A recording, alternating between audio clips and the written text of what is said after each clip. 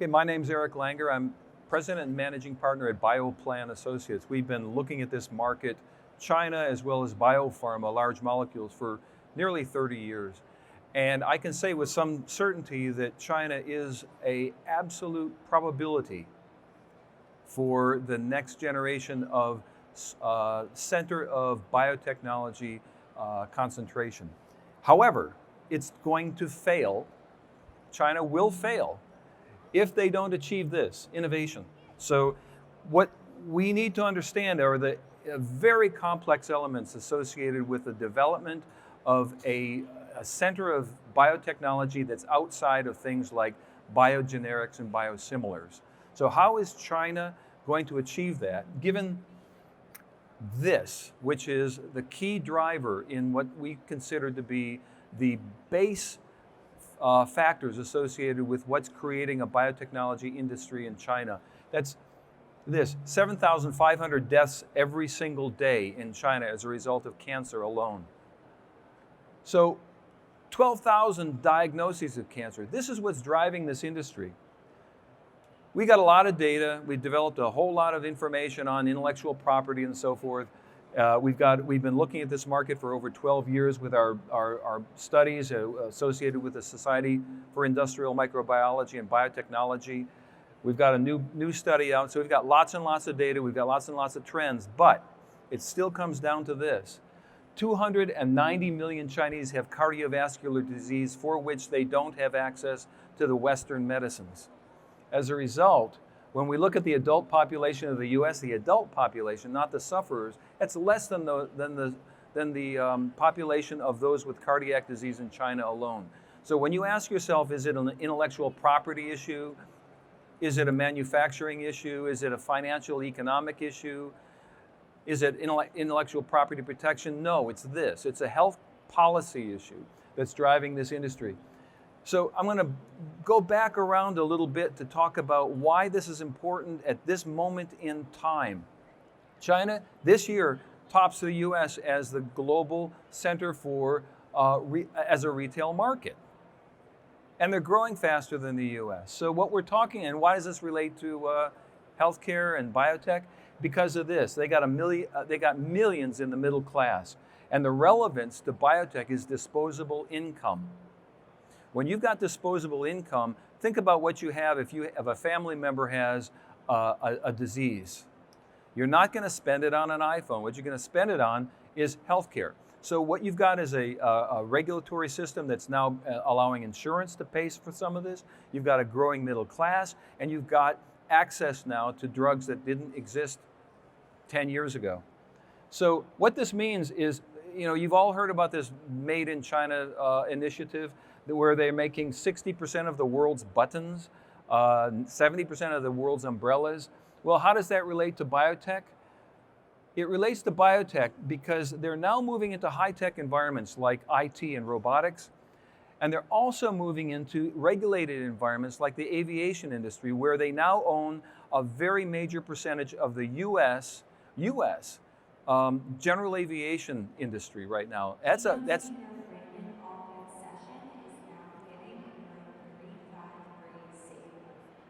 The regulated industry associated with aircraft is as highly regulated as any in the world.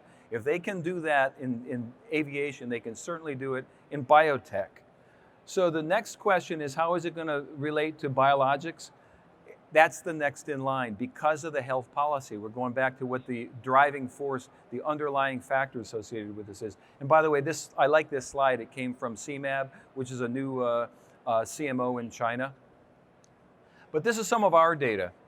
We've been looking at the concentration around the world for decades. And what we see is Asia is a concentration, which is a factor of the number of leaders and the employment in these regions.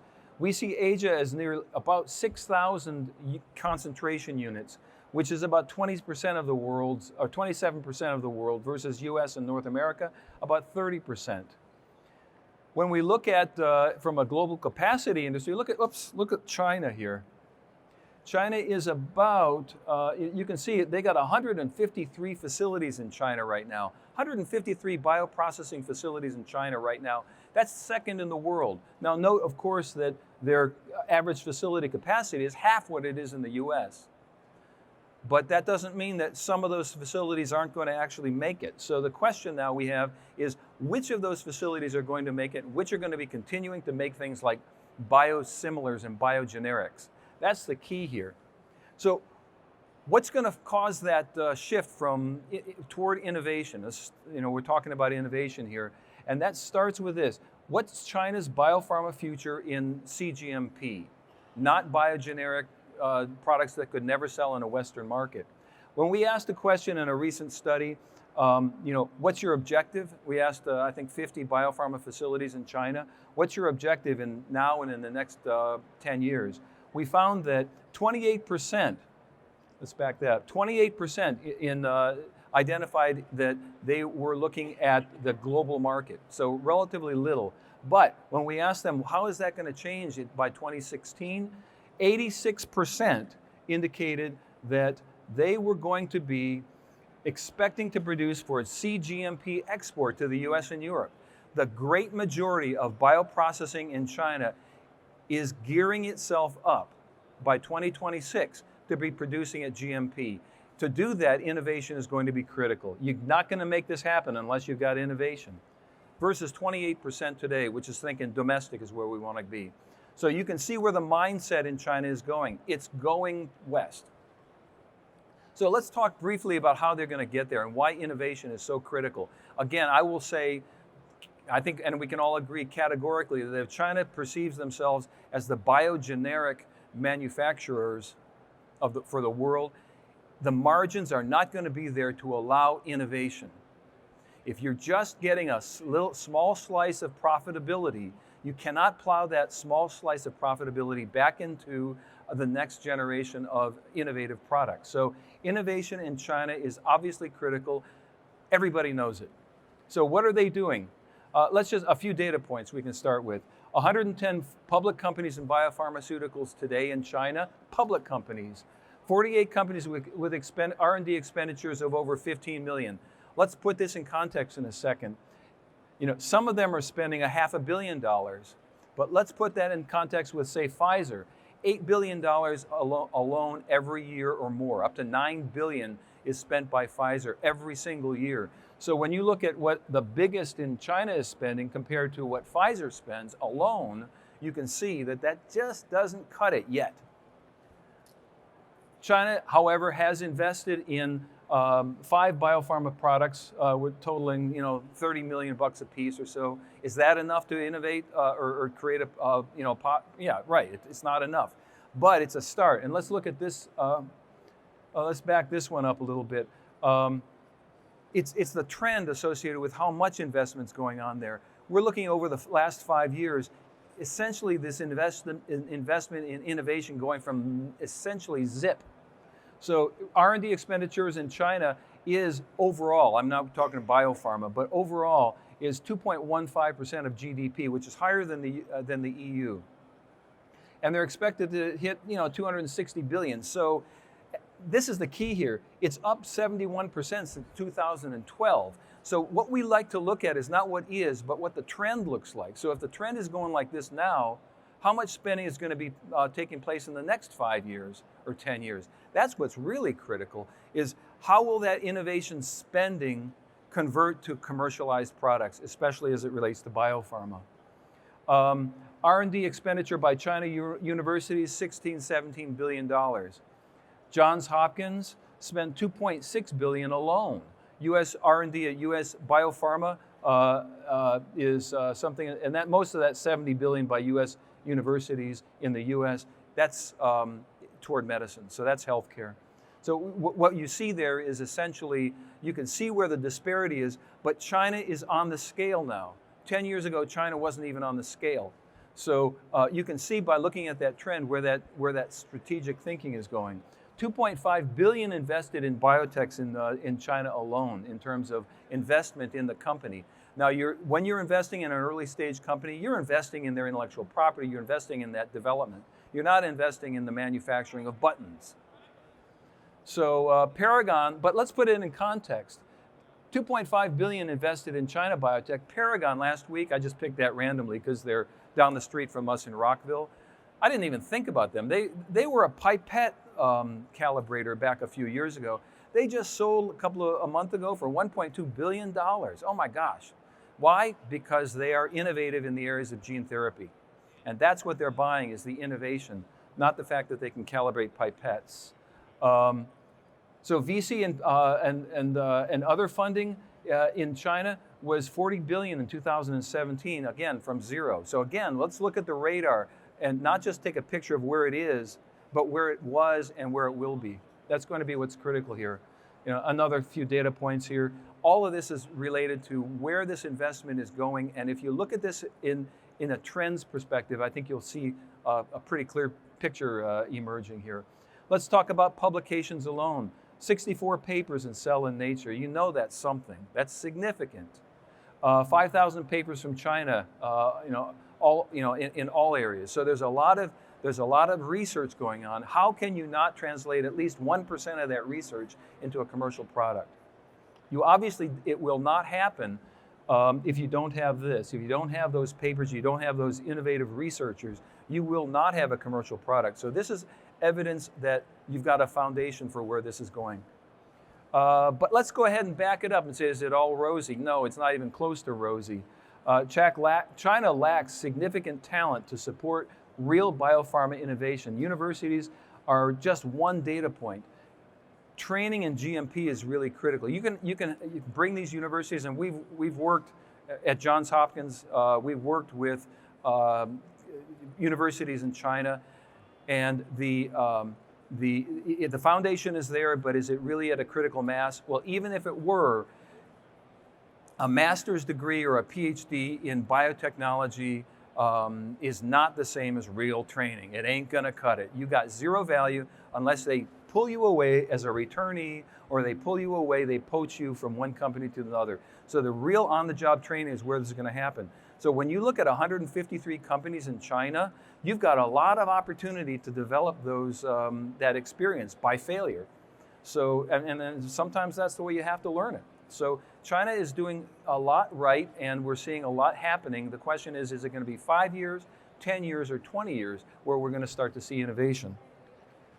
Academic research and drug discovery. This came from a McKinsey index that they created 2015 to 18. Whereas the U.S.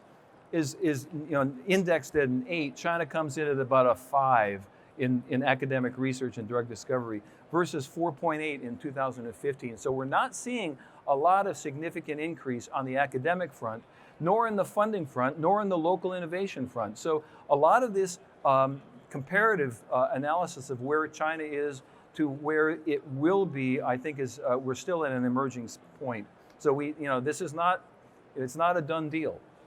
China's biomanufacturing challenges. This came from, again, another study we did when we asked China biopharma where they lack what they need to succeed.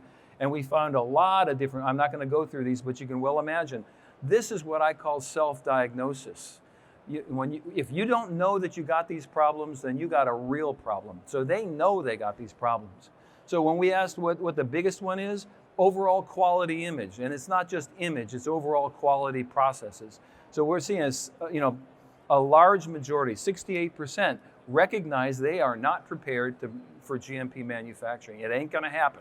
Not today. But that recognition that what they need, that they have a lack, means they're not going to go out there willy-nilly and attempt to sell or move this forward without a plan. So that overall quality image, I think, is really critical, and they understand it. Where are they going to get that quality? And this is where it becomes even stickier. When we ask the global industry in our 15th annual report, where are you having hiring problems? And this is just a few of them. Look at process development staff upstream and downstream. Realistically, up to 50% of the biopharma manufacturers globally cannot hire process development people. If you can't develop your process, you're going to have a heck of a time scaling it up or scaling it down, or even identifying expression systems that are going to work. So if you can't get these in the US, where are they going to get them in China? Where will they get these people in China if you cannot get them in the US? So this is going to be a challenge, downstream as well. So all of these people, all of these individual engineering types that come from on-the-job training, they really don't exist in China yet, but they will exist there at some point. We even look at budgets, look at how the budgets, year after year, they're putting 6 to 8% increases in budget for each of these areas over and over, year on year. So all of those areas are really a hot button on the biopharma side for even funding. So the biopharmas recognize this is a problem that's not going away. So let's briefly talk about contract manufacturing in China, because let's back that up. Contract manufacturing, as the CMOs around here understand, if CMOs are a cutting edge for innovation, if you don't have a CMO to be able to test your stuff out, your biopharma innovator, they're focused on the therapeutic product. Your CMOs, they're relying, especially the small and the mid-tier innovators, they're relying on those CMOs, those contract manufacturers' expertise to be able to figure out how they're going to actually manufacture something. So a dead CMO industry means you're not going to be able to innovate as well. So the question I have in China is even today, there are regulatory inhibitions in China to prohibit contract manufacturing of a biologic, at least at commercial scale. But all that's changing, and it's changing relatively rapidly. So when we look at who's actually a CMO in China, we'll go ahead and very quickly. I've got a few slides on that, but I got it out of order here. I want to bring up another interesting issue. China is seen as an outsourcing destination for the U.S. by, 30% of the U.S. bioprocessing community see China as a potential, strong likelihood within 5 years. So in 5 years, a significant chunk of the U.S. industry expects that they'll be outsourcing something in biomanufacturing to China. It might be process development, it might be fill and finish, but some outsourcing is going to China. That's an indication of the mindset. 5 years ago, China did not even show up on we've been looking at this for 15 years. 5 years ago, China didn't even show up on this graph. So what we're seeing here is essentially an evolutionary shift in the way the industry perceives China and their quality. So what they're saying here is likely, I don't see that today, but in 5 years, we're going to be talking to China. All right. 7 years ago, it was literally zero. Potentially a global manufacturing destination for the U.S. as well. So they're actually noted by 25% as a likely or very strong likelihood as an outsourcing destination. That's pretty significant. So I want to start by, or wrap this up by talking about what I see the old question being about China. And I heard it today when we were chatting. It's all, there's problems with intellectual property. 12 years ago, actually longer than that, 15 years ago, we were at a bio meeting and we did a study at one of these booths here, and we asked 100 people at the bio convention, what do you think about moving your bioprocessing to China? I would say that 95% of them said, yeah, but there's so many intellectual property issues, it will never happen. So 15 years later, it's taken 15 years, this has not been a slow evolution, but 15 years later, what we're seeing is a real significant shift to 25% saying, yeah, we can outsource to China. We can figure out the intellectual property issues. But the old question is, can China move from a toy and electronics commodities manufacturer to a technologically complex biologic? That's the big question that people today still ask. But I propose this. Can China be expected not to advance its bioprocessing and its healthcare segment with a fifth of the world's population and a middle class that's growing at leaps and bounds, and people dying literally daily by the thousands of diseases that could be cured? So I think the real question that we're asking should be, how will the developed regions, biomanufacturers, suppliers, and the regulators actually participate as part of this growth? So it's not a question now of can China, and it's a question of will, not a question of can, it's a question of when. So as that happens, the issues associated with how the rest of the industry participates in the bioprocessing side of this, I think is really what's going to drive this, the collaborative development of this industry. So if you've got questions, I would try to keep us on time. Do we have quick questions, or should we save those for later? No, Eric, I think that was a fantastic speech. I think we can open the floor up to questions. If anyone has any burning questions right now, then please raise your hand and I will find you. Thanks, Eric. That was great. That was really great. You mentioned Pfizer as a kind of a benchmark, right? $8 billion in R&D spend, and they have, so that's, I don't know, 15, 20% of their annual revenue. And then you mentioned the Hungary case in China, about 400 million, I think. Do you have any sense of if these biomanufacturers, if they budget R&D based as a percentage of revenue, or they use a completely different model to budget their R&D spend? Kimo, that's a very good question. We've never really measured that, but when you think about how the industry in the US and Europe and elsewhere evolved, it was more of an issue of we have a burn rate. And you don't hear the word burn rate anymore in the Western markets. But I do believe that in China, there's a bit more of an urgency. So back in some years ago, it wasn't the survival of the company was in the U.S. and Europe was the result of their ability to move the product to or their technology to up one clinical step, so that they moved it to the next round of investment. So I think the question isn't so much how much R&D spending is being undertaken right now by company, but rather likely it's a question of how much investment are we going to need to just get us to the next level. So we're seeing essentially an accelerated parallel experience that we probably saw back 20 years ago in the US and Europe. Has anyone else got any questions? If not, I do have a question for you, Eric. Oh. Sorry. At Bioprocess Insider, I write news stories mostly focused on biomanufacturing and facilities and capacity. Over the past year, every time I've written about China, it's usually about investments in single-use facilities. I'm thinking Pfizer, Lonza have recently invested, Beijing, going back a bit further, JHL.